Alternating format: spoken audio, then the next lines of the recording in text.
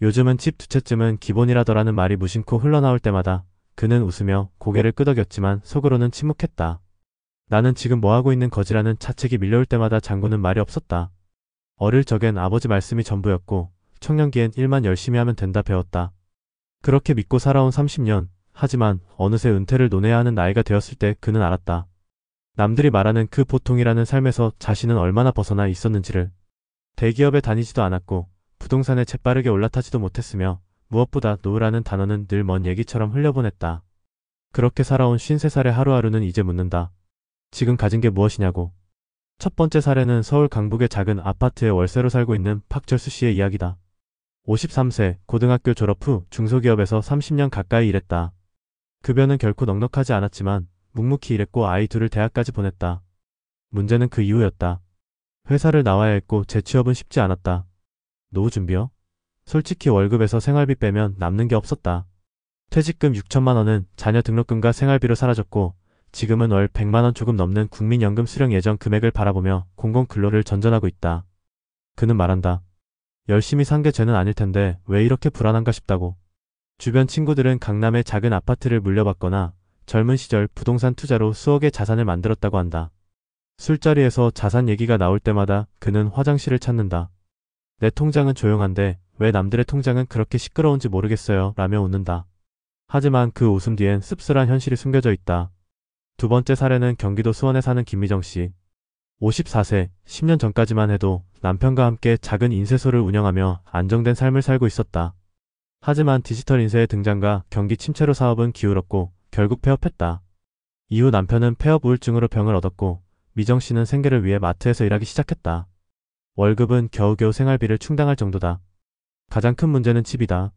과거 사업이 어려울 때 대출을 받아 버틴 탓에 지금도 집은 담보대출로 묶여있다. 집을 팔아도 남는 돈은 얼마 없고 전세로 옮기면 보증금 마련도 빠듯하다. 은퇴란 단어는 그녀에겐 사치다. 현실은 당장의 고지서가 더 중요하고 하루라도 일을 놓으면 곧 생활고가 닥친다. 친구들과의 모임은 끊은 지 오래다. 자산 이야기를 꺼내는 순간 자신은 초대받지 못한 손님이 된다는 걸 너무나 잘 알기 때문이다. 그녀는 말한다. 남들은 집 두 채라는데 나는 아직도 은행과 함께 살고 있어요 라고. 세 번째 사례는 미국에서 20년간 이민 생활을 하다 최근 귀국한 55세 조성환 씨다. 현지에서 간호조무사로 일했던 아내와 함께 살며 아이들도 대학까지 마쳤고 나름 안정된 생활이라 생각했다. 하지만 미국 물가와 교육비, 의료비는 상상 이상이었고 저축은 늘 빠듯했다. 결국 귀국 후 자그마한 오피스텔 하나를 사서 정착했지만 기대했던 한국의 삶은 그리 녹록지 않았다. 국민연금은 당연히 미미했고 미국에서 쌓은 경력은 국내에서 큰 의미가 없었다. 게다가 노후 생활비는 생각보다 빠르게 소진되기 시작했다. 시니어 일자리를 알아보았지만 경쟁은 치열했고 수입은 기대 이하였다. 미국에선 다소 느긋하게 살던 그였지만 한국에선 하루하루가 전쟁이었다. 그는 고백한다. 미국서 고생하고 돌아왔는데 정작 여유롭다는 사람은 여기서도 따로 있다는 사실에 마음이 무너졌다고. 이민 갔다 온 인생이 더 나아야 한다고 생각했는데 결국 제자리인 것 같아요. 장고를 말할 자신이 없습니다. 이 세 사람의 공통점은 뭘까? 바로 남들과 비교당할 수 없는 각자의 인생을 살아왔다는 것이다. 하지만 사회는 그렇게 보지 않는다. 은퇴 전후의 삶을 묻는 기준은 대부분 숫자다. 자산이 얼마인가, 집이 몇 채인가, 연금은 얼마나 받는가. 숫자 이외의 이야기는 무시당하고 과정은 평가받지 못한다. 열심히 살았다는 말은 위로가 되지 않는다.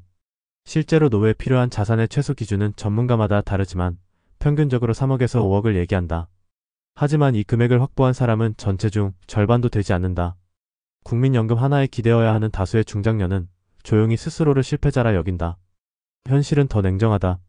은퇴 후의 빈곤은 개인의 불찰로 몰리기 쉽지만 사실은 시스템의 부재와 구조적 불평등에 더 가까운 문제다. 은퇴란 그저 회사를 떠나는 일이 아니라 생애 구조를 다시 짜야 하는 전환이다. 하지만 누구도 이 전환을 도와주지 않는다. 젊을 때는 미래가 너무 멀어 실감되지 않고 나이 들어서는 이미 늦은 후회만 남는다. 그래서 더 많은 이들이 침묵한다. 통장을 보여주기 두렵고 과거의 선택을 후회하는 일마저 부끄럽다. 하지만 장고가 곧 사람의 값어치를 말하는 시대는 이제 끝나야 한다. 은퇴는 누구에게나 오는 변화이며 그 속에서 서로 다른 모습으로 살아가는 현실을 인정하는 사회가 필요하다. 열심히 살아온 이들이 자산으로 조롱받지 않도록 이제는 묻지 않아야 할 질문을 줄여야 한다. 집 몇 채 있어요? 가 아닌 지금 어떻게 지내세요? 라고 묻는 사회가 돼야 한다. 그래야만 비로소 장고가 비밀이 아니라 각자의 삶의 흔적이 될 수 있다. 요즘 사람들 사이에서 자주 오가는 말 중 하나가 이겁니다.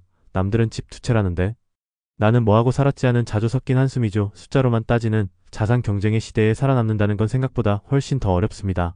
그런데 그 한숨의 뒤편을 들여다보면 단순히 돈이 없어서만은 아닙니다. 사람들은 저마다의 속도로 살아왔고 각자 다른 이유로 지금의 위치에 도달한 겁니다.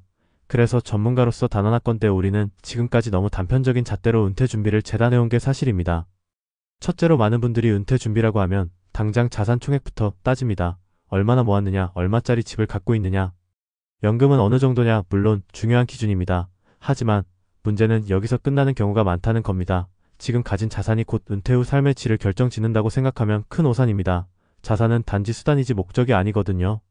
특히 중장년층의 경우 자산보다 더 중요한 건 유동성과 지속 가능성입니다.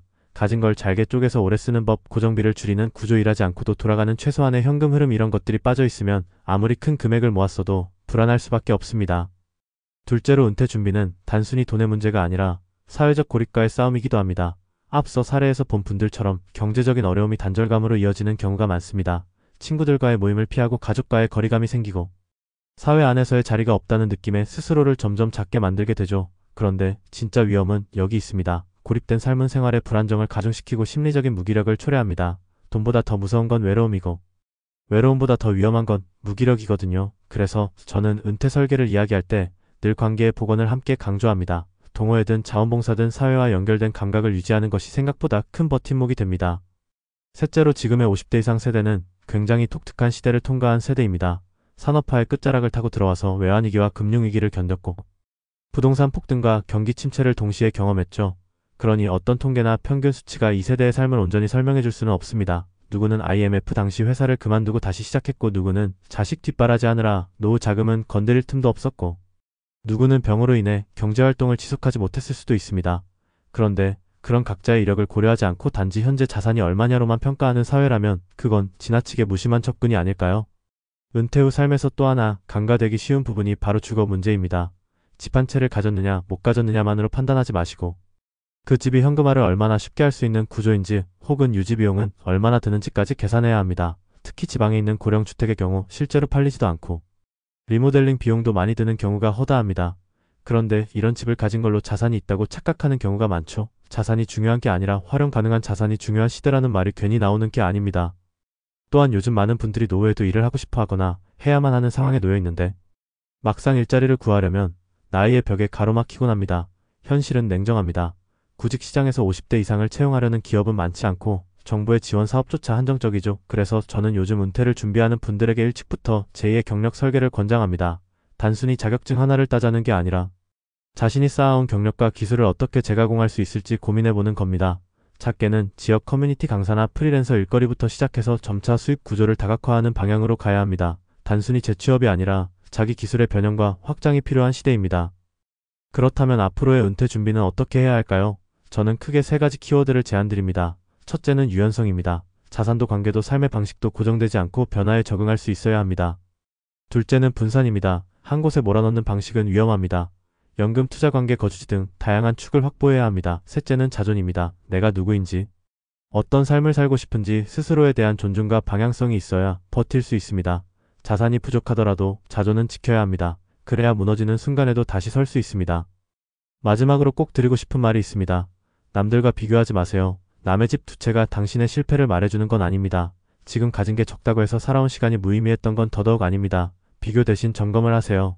지금 가진 것들 중에 앞으로도 쓸 수 있는 건 무엇인지, 지금부터라도 준비할 수 있는 건 뭔지 나만의 기준으로 삶을 설계하면 그게 진짜 은퇴 준비입니다. 통장 잔고는 비밀일 수 있어도 삶의 방향은 드러나야 합니다. 은퇴는 도착점이 아니라 전환점입니다. 그 전환을 어떻게 맞이하느냐에 따라 인생의 마지막 챕터가 완전히 달라질 수 있습니다. 그리고 그건 지금 이 순간부터 시작될 수 있습니다.